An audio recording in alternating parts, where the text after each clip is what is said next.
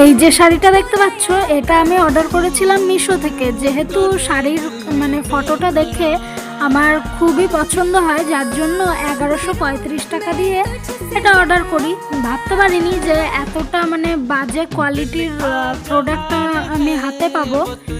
যাই হোক, বেশিরভাগ সময়ই আমি দেখেছি যে কটা ড্রেস অর্ডার করেছি মিশো থেকে, আমাকে সেগুলো রিটার্ন করতে হয়। প্রোডাক্টের ব্যাপারে অতটা এক্সপিরিয়েন্স নেই, তবে জামা কাপড়ের দিক থেকে প্রচুর ফালতু কোয়ালিটির জামা কাপড় মিশো থেকে পেয়েছি। আমি আর কখনো অর্ডার করব না মিশো থেকে। খুবই শিক্ষা হয়ে গেল। তোমাদের সাথে ভাবলাম একটা রিভিউ শেয়ার করি। পার্থক্যটা হয়তো তোমরা ফটো দেখে আর আমার এই ভিডিওটা দেখে বুঝতে পেরে গেছো।